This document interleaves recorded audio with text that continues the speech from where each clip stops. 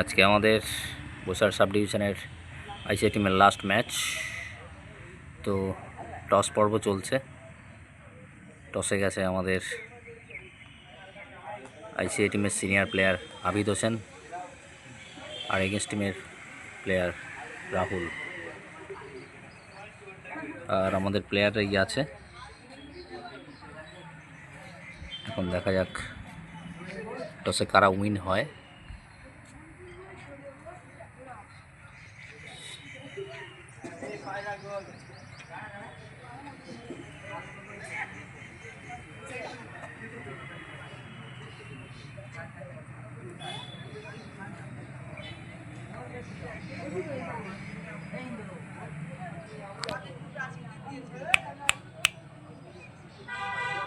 ওই